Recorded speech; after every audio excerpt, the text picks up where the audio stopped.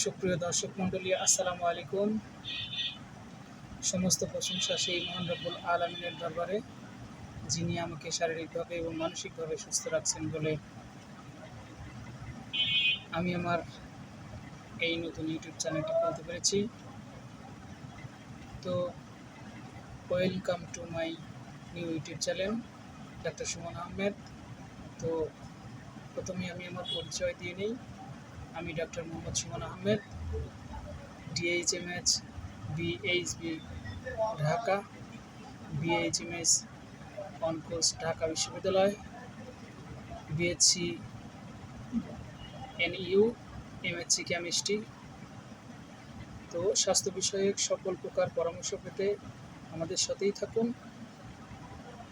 এছাড়াও